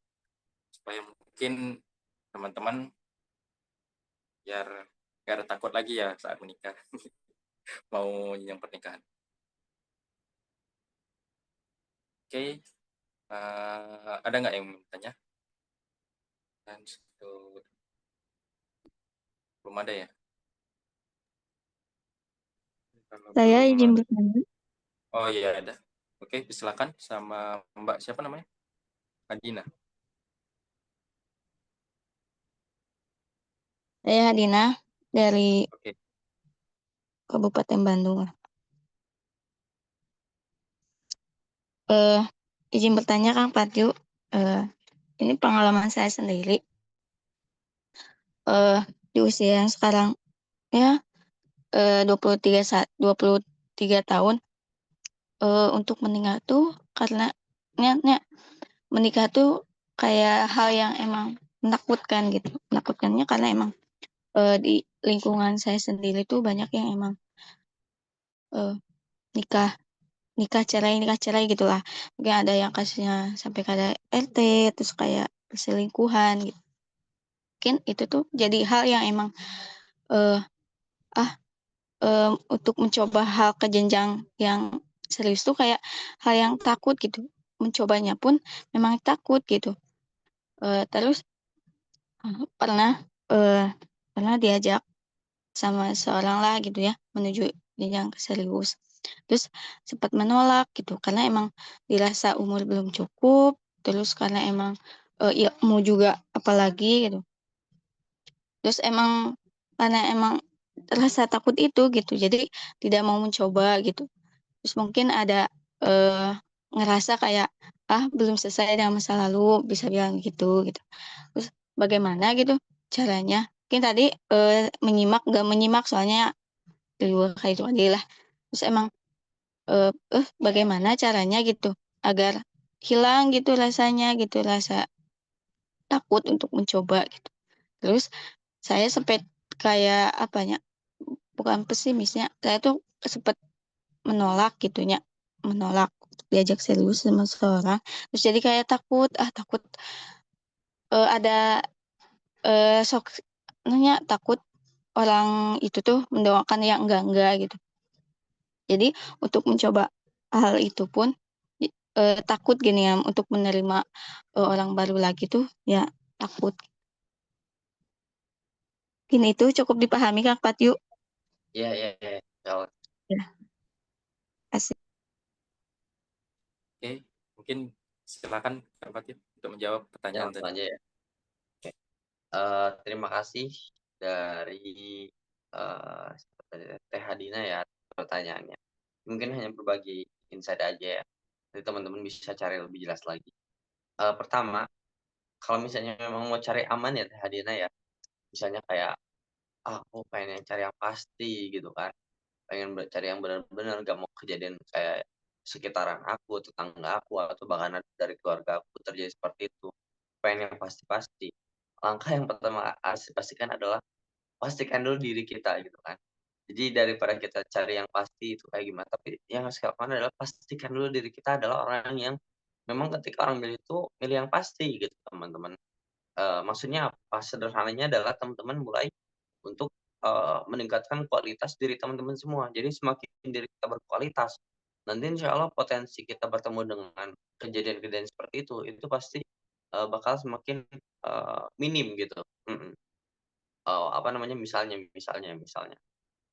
kita mungkin hari ini kapasitas keilmuan kita baru segini ya, soal nikah misalnya, maka kita belajar lagi nih, kita ikut webinar lagi, kita coba mendalami lagi. Oke, itu udah didalami, terus yang berikutnya karya misalnya, karya kita cuma segini gitu kan, karya kita cuma segini, apa namanya, bakat apa ya, karya kita atau misalnya kemampuan kita baru segini. Nah, teman-teman coba asal lagi kemampuan kita, semakin tinggi kemampuan kita, semakin hebat kemampuan kita, maka secara otomatis kita pasti bertemu dengan orang-orang yang, apa namanya, potensi untuk tidak melakukan hal-hal yang kayak tadi ya, sekitaran kita itu semakin minim gitu, teman-teman. Jadi gini, orang itu bakal bertemu dengan orang yang kualitasnya sama. Bahkan kalau kita bicara dalam konteks menikah, menikah itu yang jadi syarat atau yang harus kita perhatikan, sorry bukan syarat ya, tapi yang harus kita perhatikan adalah soal satu kufu. Entah dalam hal pemahaman, entah dalam hal pemikiran, entah dalam hal, apa namanya, eee, keislamannya bahkan gitu kan, itu harus satu kufu, gitu kan, harus sama gitu teman-teman, sama setara gitu. Itu penting banget. Makanya kalau kita pengen cari yang kualitasnya tinggi, misalnya, apa namanya, kita pengen nemuin orang yang seperti Nabi Muhammad, walaupun nggak mungkin gitu kan, tapi pengennya seperti itu gitu kan. Maka jadilah orang sekualitas Khadijah gitu teman-teman. Nah itu hal yang paling mutlak yang bisa kita lakukan gitu kan. Jadi kita fokus pada pembenaran diri kita, perbaikan diri kita sehingga kita jadi sosok muslimah yang punya kualitas tinggi. Menjadi seorang muslim yang punya daya kapasitas yang tinggi. Sehingga apa? Pas kita cari orang, pasti kita bakal cari orang yang punya kapasitas yang sama. Karena gini ya teman-teman, apalagi khususnya laki-laki. Laki-laki kalau nyari perempuan, itu pasti lihatnya itu satu kufu gitu kan. Kalau misalnya perempuannya taruh misalnya jauh lebih pintar atau jauh lebih, eee, apa namanya, lebih lebih dari segi apapun lah, lebih tinggi gitu kan. Kadang itu jadi PR tersendiri bagi laki-laki ya. Bukan nggak mau ya, tapi jadi PR nih gitu kan. Kayak, karena kemarin baru aja ya ada yang curhat ya, curhat ke saya tuh, temen cowok ya, "Kang saya tuh suka nih sama, ada tuh perempuan, tapi dia tuh soleh banget," gitu kan. Sedangkan saya masih, astagfirullah gitu kan, sholat juga jarang dan lain sebagainya gitu. tapi saya ada keinginan besar untuk bisa dapetin dia gitu kan. Kayak gimana ya Kang ya gitu ya. Saya belum menjawab waktu itu ya. Tapi saya sekarang mikirnya kayak gini, laki-laki itu nggak mungkin berani ke perempuan yang jauh lebih baik lagi, tiba-tiba ngajak nikah, enggak. Pasti dia coba mastiin dulu bagaimana kualitas perempuan itu dan dibandingkan dengan kualitas dia gitu kan. Coba dia bisa apa namanya, dia bisa mengimbanginya nggak sih gitu teman-teman. Nah, makanya kalau Teh Hadina atau teman-teman yang lain pengen pengen kepastian yang lebih jelas lagi agar bisa terselamatkan lagi, coba fokus bangun diri lagi, fokus, apa namanya, coba lebih lebih hebat lagi dalam membranding diri, dalam berkembang sehingga kalau kelak ketemu orang dan orang yang serius pasti bukan orang yang, apa namanya, sembarangan gitu, tapi dia punya kredibilitas dan punya kebaikan yang, tinggi juga gitu, insya Allah seperti itu. Secara pola pasti bakal seperti itu. Nah, bisa juga agar lebih pasti ya, lebih pasti, agar nggak bisa kita nggak ketemu dengan orang yang salah, bisa teman-teman, kalau teman-teman di sini punya ikut kajian gitu kan, datang ke ustadznya gitu kan, "Ustadz, mau minta saran siapa," gitu kan, "tolong tolong apa namanya, dikasih jalan," gitu kan. Itu kan lebih pasti juga gitu kan, karena, eee, kita tahu dapat dari orang yang, alim gitu. Jadi lebih safety-nya dari sananya gitu teman-teman semua. Nah, sehingga di sana lebih, aman lagi gitu. Nah, terus yang ketiga juga agar kita hilang perasaan itu, memang tadi ya teman-teman, kita tuh harus bangun dari satu mindset teman-teman, bahwa nikah itu bukan soal ibadah, nikah itu bukan soal bahagia, tapi nikah itu soal barokah gitu. Jadi jangan mikir nikah itu untuk bahagia gitu kan. Jadi mikir mah nikah itu untuk kebarokahan, karena nanti banyak sekali kebarokahan yang bisa kita dapatkan ketika kita udah menikah gitu kan. Daya produktivitas kita bakal lebih tinggi, terus apa namanya, eee, jiwa kita pun jadi semakin terlatih gitu kan, karena nanti, eee, ya mungkin kita sama istri banyak sekali mengalami cobaan-cobaan, ujian-ujian, kan semakin terlatih ya. Nah, di sana kebarokan-kebarokan itu semakin, muncul gitu kan, dan Allah bilang, apa namanya, nikah itu menyempurnakan agama ya. Tadi kita sudah bilang ya bahwa nikah itu nanti menyelesaikan soal yang ada di bawah perut gitu, teman. Nah, sehingga di sana mindset-mindset nikah itu sebetulnya harusnya bisa kita, hadapi gitu kan. Kita takut nikah karena marriage sekali banyak KDRT dan lain sebagainya. Asal kita kembangkan diri kita, pastikan bertemu dengan orang yang namanya punya kredibilitas yang tinggi, karena kita pun sama punya kredibilitas yang tinggi. Dan yang kedua adalah mulai untuk, eee, in yang kedua adalah mulai untuk membenarkan mindset gitu kan. Dengan cara tadi, dengan cara berpikir bahwa nikah itu enggak semuanya scary. Kalau nikahnya dengan orang yang tepat, pasti enggak, insyaallah. Kalau dengan orang yang tepat ya pasti enggak, kalau dengan orang yang tepat pasti enggak. Justru kalau ketemu dengan orang yang tepat, nikah itu pasti akan melahirkan barokah dan seharusnya diiringi dengan kebahagiaan demi kebahagiaan gitu ya. Misal kalau misalnya bertemu dengan orang yang tepat. Nah, dan cara agar kita bertemu dengan orang yang tepat, cara yang paling mutlak adalah tadi ya, kita fokus tingkatkan upgrading skill kita, sehingga ketika ada orang yang datang, orang yang punya skill atau apa ya, daya keagamaan yang setara dengan kita yang sudah upgrade diri. Itu pasti paling seperti itu. Atau kalau enggak, ya sederhana kita datang ke ustad, ke asatid kita, coba nanya, "Ustaz, saya sudah siap menikah, saya pengen coba cari, mohon bantuannya." Nanti insya Allah pasti, maksudnya disediakan yang terbaik lah oleh asatid juga gitu kan. Asal asatidnya benar-benar asatid gitu ya, gitu. Wallahu a'lam bishawab. Mungkin sekian aja ya, terima kasih. Masya Allah. Mungkin mudah-mudahan bisa menjawab ya pertanyaan dari Mbak Hadin. Oke. Nah, ini ada pertanyaan. Mungkin ada yang ingin bertanya atau secara langsung? Boleh? Sebelum itu. Belum ada ya? Oke, ini Kak ingin baca dulu ya di kolom komentar, ada yang ingin bertanya soalnya. Oke, ini oke, Kak, saya bacakan dulu. Assalamualaikum Kak, izin bertanya. seperti apa menyatukan kembali visi misi antara suami istri yang sudah tidak lagi satu setelah menikah. Nah, seperti apa juga menghilangkan rasa takut terhadap permasalahan rumah tangga, sebab tidak sedikit juga yang dulu nyata ta'aruf tapi akhirnya bercerai. Terima kasih Kak. Dari Kak, siapa namanya? Kak Adinda ya? Kak Nina. Ya. Baik Kak Adinda, waalaikumsalam warahmatullahi wabarakatuh. Sebelumnya terima kasih Kak atas pertanyaannya. Dan ini saya ingin coba kasih mindset aja. Yang pertama, soal membicarakan permasalahan ya, khususnya soal visi misi. Yang pertama itu yang harus diperhatikan adalah suasana dan kondisi. Jadi jangan sampai pas kita ngobrol dengan istri kita, suasana dan kondisi itu tidak mendukung gitu kan. Malah kalau bisa tetap antara kedua istri sudah diskusi untuk menyediakan waktu. Misalnya di awal bulan atau di akhir bulan kita pergi keluar, makan di luar atau jalan-jalan di luar. Karena kan nafkah batin seorang istri itu kan nggak hanya soal urusan apa namanya berhubungan badan gitu kan, tapi juga bicara soal jalan-jalan gitu kan, soal juga ingin didengarkan dan lain sebagainya. Makanya penting banget komunikasikan ketika suasana dan kondisinya tepat. Dan saran saya tuh misalnya kayak lagi makan di luar gitu kan, terus kita bicara baik-baik gitu kan. Jadi suasananya harus mendukung juga, jangan sampai suasananya lagi bad mood, lagi mumet di rumah, kita bicarakannya seperti itu gitu kan. Karena kan antara suami istri ini dua-duanya pengen ini ya menampakkan apa namanya, menampakkan emosionalnya masing-masing gitu. Jadi itu manusiawi banget. Nah, tapi kalau misalnya nanti udah nikah, eee, bicarakan di luar gitu kan, di luar tuh.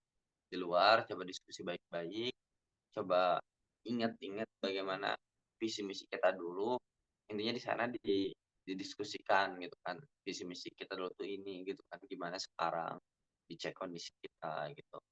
Nah, di sanalah kita bisa ngobrol gitu. Ngobrolnya kayak gimana? Sebetulnya kalau urusan ngobrol itu, ini ya, maksudnya kondisional banget kayak gitu kan. Ngobrolnya mulai dari mana itu kondisional banget gitu kan. Tapi yang terpenting jangan sampai kalau misalnya memang kita yang pengen membicarakan, yang terpenting adalah jangan langsung kita bicara, tapi kita dulu nanya gitu kan, dan kita dulu dengar bagaimana pendapat dia gitu kan. Jadi jangan sampai kita kita dulu yang berpendapat gitu kan. Dan ketika dia berpendapat, coba cari titik tengahnya gitu kan. Nah, di sana insya Allah kalau misalnya kita bisa melakukan 2 tadi ya, kita dengar dulu dia, terus kita cari titik titik tengah dia dalam hal, apa namanya, teori komunikasi atau dalam bukunya Dale Carnegie gitu kan ada cara-cara berkomunikasi yang efektif, itu pendapat-pendapat kita ke depannya bakal lebih mudah untuk dia, dengar gitu kan. Jadi coba dengar dulu pendapat dia, terus yang kedua cari titik tengah antara pendapat kamu pribadi dan pendapat dia. Ya, jadi jangan sampai kita nyimpulin, eee, rumah kita gitu kan, tapi coba cari titik tengahnya itu gitu. Nah, itu bisa dikomunikasiin ya. Jadi, cara menyatukan visi ya kurang lebih kayak gitulah. Coba tanya dulu ke dia kayak gimana inginnya dia, terus cari titik tengahnya gitu kan. Dan apa namanya, ya nggak apa-apa kita mention visi kita masa lalu pas awal nikah kan visi kita kayak gini. Menurut kamu gimana kok, kamu ngerasa perlu dibenerin nggak? Jangan bilang, "Kok kamu rubah?" Janganlah. Tapi coba bilang, "Menurut kamu ada yang perlu dibenerin nggak?" Gitu kan. Jadi dengan bahasa-bahasa yang tidak judgement gitu kan. Nah, kurang lebih kayak gitu ya. Dan kalau misalnya menghilangkan rasa takut terhadap permasalahan rumah tangga karena apa namanya, ya karena memang ada yang taruh juga bercerai, itu kayak gimana? Jadi pertama di sini, kita harus ngelurusin dulu ya teman-teman semua, banyak yang taruh juga cerai, iya itu banyak. Tapi maksudnya dengan taruh aja banyak yang cerai, apalagi dengan yang nggak taruh gitu kan. Pasti potensi cerainya pun jauh lebih tinggi lagi gitu teman-teman, Karena yang taruh pun bisa cerai, apalagi yang nggak taruh gitu kan, logikanya kan kayak gitu ya.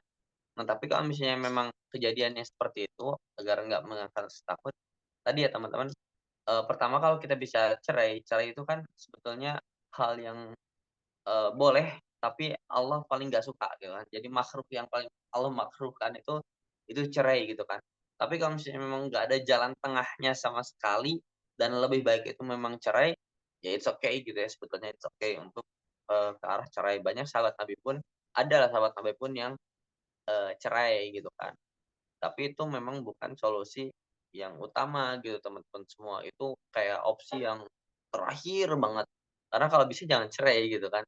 Kalau bisa ada titik tengah yang bisa didapatkan.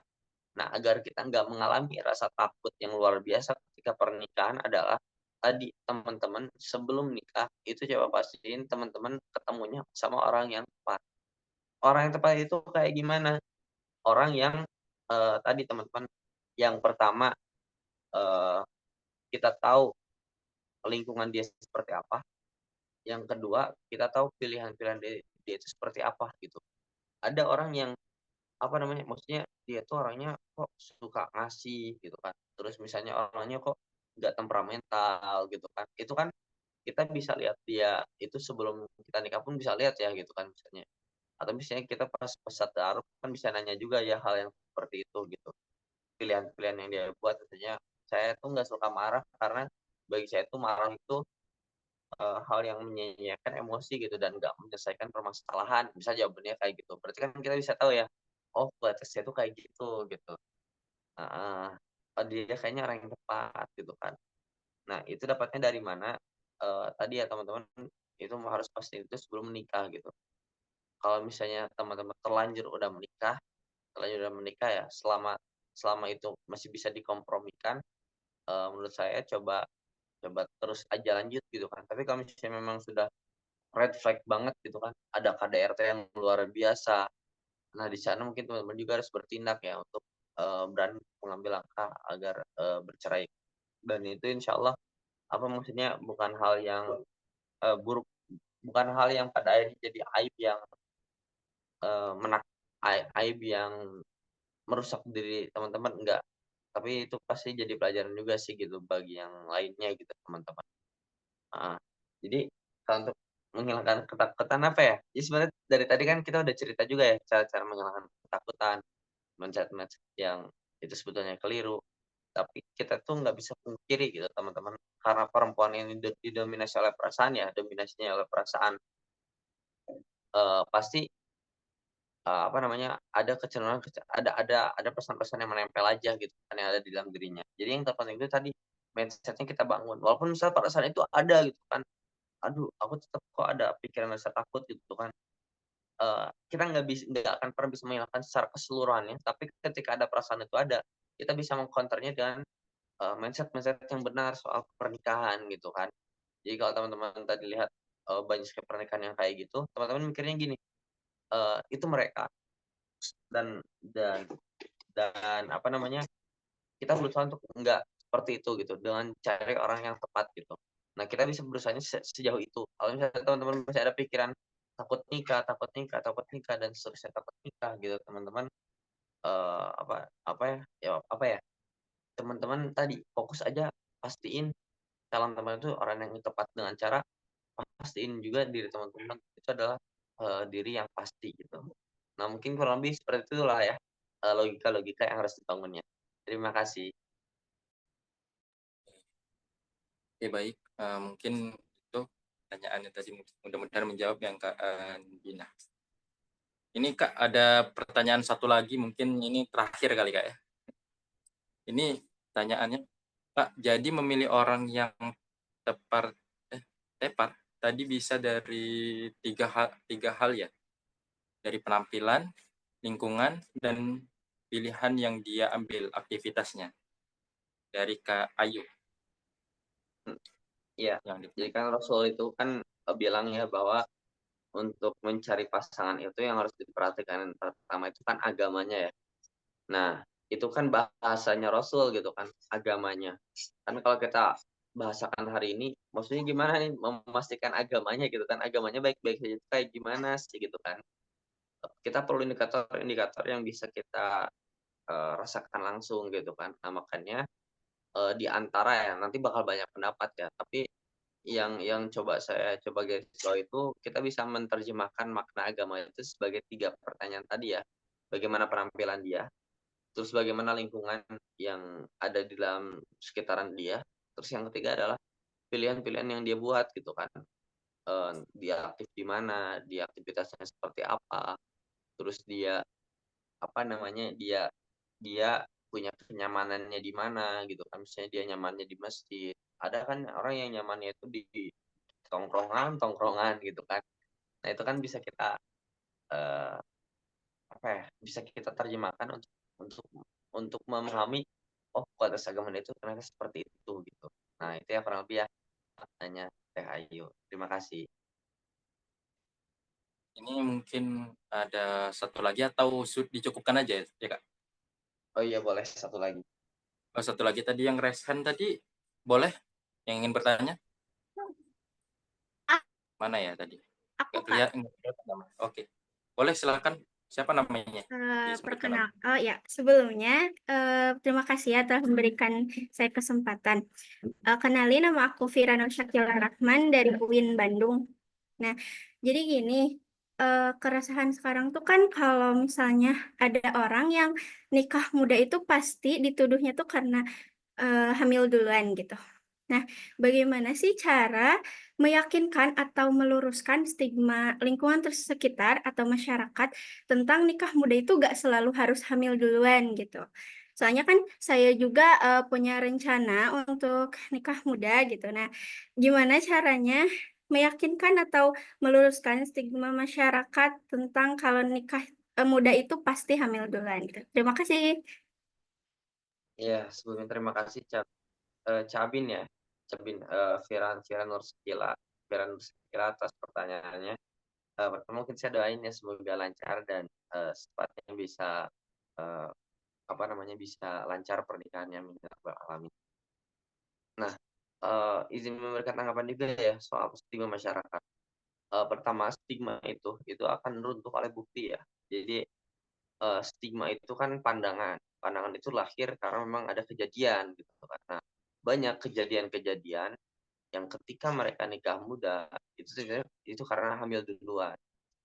Jadi kalau kita mau melawan stigma, itu sangat susah sekali melawan stigma dengan ucapan, gitu kan. Karena stigma itu lahir dari, eee, dari kondisi-kondisi atau peristiwa-peristiwa yang terjadi di lapangan.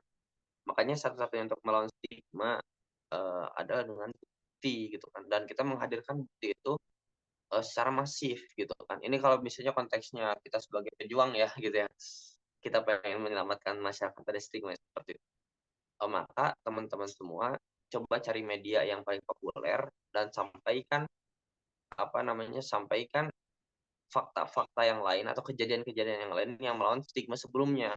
Misalnya ya tadi kan banyak fakta atau stigma-stigma lah ya soal banyak yang nikah muda tapi hamil duluan. Nah, caranya kita adalah kita coba cari kasus-kasus yang ternyata mereka nikah itu bukan karena hamil duluan, tapi memang karena mereka ingin berjuang bersama-sama gitu kan, ingin, melangkah bareng-bareng gitu kan, dan ternyata mereka berhasil. Nah, kejadian-kejadian seperti itu teman-teman coba up di media, karena sebetulnya bisa jadi, apa namanya, yang seperti itu banyak gitu kan, dan, apa namanya, bisa jadi malah sebanding dengan yang, hamil duluan. Tapi karena media itu lebih suka mengangkat yang aneh-aneh, yang nyeleneh-nyeleneh gitu kan, makanya yang diangkat itu ya tadi, yang problem, yang beda dari yang lain, apa, hamil duluan lah, atau, apa, sudah nyicil kalau bahasa orang hari ini tuh gitu kan, nyicil duluan lah.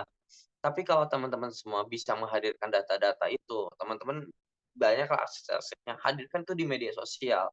Teman-teman bicara di media sosial, teman-teman sampaikan, eee apa misalnya atau sederhana ke keluarga ya, ke keluarga, teman-teman coba ngobrol sama ayah, eee, sama, paman, sama uwa gitu kan, "Oh ini ada kok yang nikah udah tapi berhasil." Jadi, stigma itu kan akan hancur oleh bukti gitu kan. Kan teman-teman hadirkan bukti, hadirkan kisah-kisah. Nah, dan pilihan teman-teman pun itu bisa jadi salah satu perlawanan teman-teman terhadap stigma masyarakat eee, yang sudah picik seperti itu. Itu kan picik ya teman-teman, orang yang nikah muda langsung diidentifikasikan sebagai hamil duluan gitu kan. Padahal nggak semuanya seperti itu gitu kan. Tapi karena sudah terframing oleh media, banyak yang mengabarkan seperti itu, ya akhirnya jadi satu stigma yang seperti itu.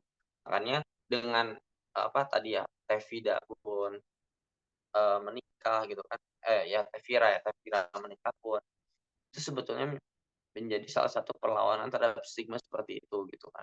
Makanya harus harus harus bukan harus menikah ya, ya harus enjoy aja gitu itu dalam menjalaninya gitu kan. Harus bisa komunikasi, menghadirkan fakta-fakta terdahulu gitu. Itu yang pertama. Ya, dan yang kedua, Fatih juga pengen share insight yang lain. Kalau misalnya memang kamu mau menikah kan dan usianya masih muda, yang kedua itu yang harus diperhatikan itu jangan sampai kita tuh termakan oleh stigma orang gitu. Jadi jangan sampai pas kita mau nikah kita mikirin gitu kan, aduh saya takut dituduh hamil duluan dan lain sebagainya. Jangan pernah pikirkan hal yang seperti itu. Mikirnya kayak gini loh, itu pandangan masyarakat secara keseluruhan, dan pandangan masyarakat secara keseluruhan tidak pernah menunjukkan satu kebenaran gitu kan. Karena kebenaran itu pakai bukti, bukan pandangan masyarakat yang umum gitu kan. Bukan stigma masyarakat, tapi bukti real gitu kan. Dan kamu sendiri membuktikannya gitu, bahwa kamu nikah itu bukan karena hamil duluan, tapi karena untuk ibadah, untuk berjuang bersama-sama dan lain sebagainya gitu kan. Ya, jadi kalau mau nikah muda, tipsnya adalah jangan pernah dengar omongan kebanyakan orang. Ya, entah itu sebelum menikah ataupun sesudah nikah gitu. Yang terpenting kamu menjalani semuanya di atas syariat. Itu mungkin ya, Vira. Terima kasih. Oke. Semoga menjawab ya Kak Vira. Oke, mungkin dicukupkan aja pertanyaannya untuk pagi hari ini. Mungkin Kak Naufal ada closing statement yang ingin disampaikan? Ya, closing statement-nya. Ya, ada. Oke, silakan. Oke. Closing statement-nya, jangan takut menikah. Selama kita terus berusaha, rezeki pasti ada. Selama kita memastikan orang itu tepat, insya Allah menikah tidak menakutkan apa-apa yang dikatakan oleh orang. Dan pahami betul kondisi kita pada hari ini. Orang-orang pada hari ini menikah itu semakin perlu, teman-teman semua. Zaman dulu mungkin ada ulama yang nggak nikah karena sekitarannya tuh buku, referensinya tuh buku.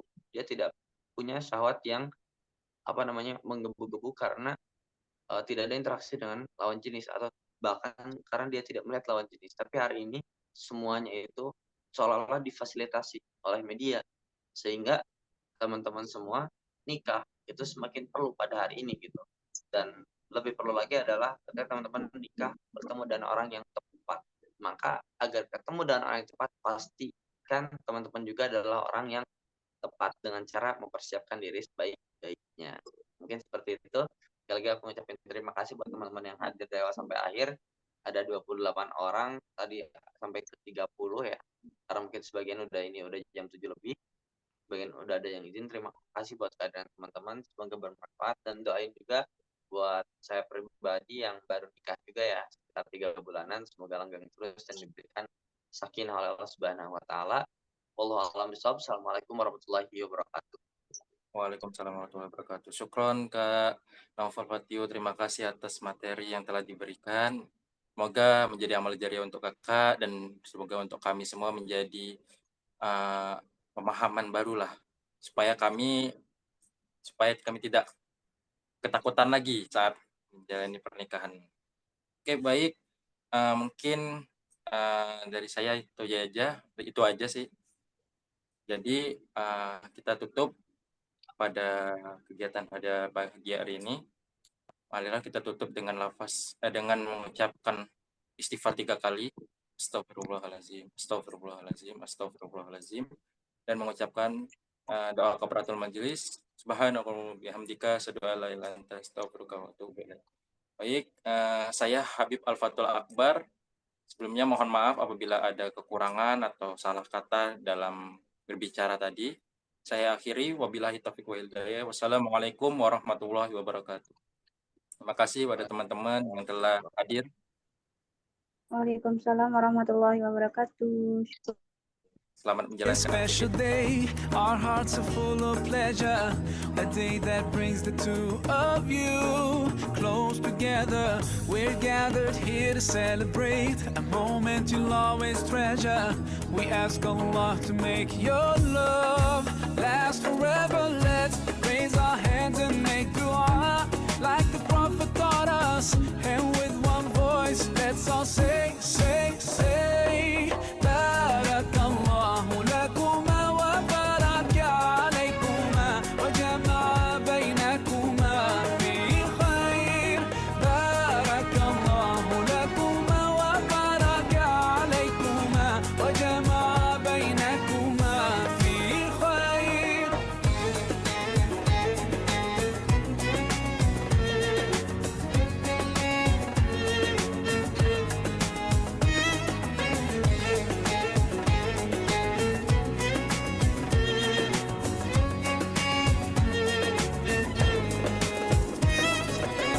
From now you'll share all your joys through hardships.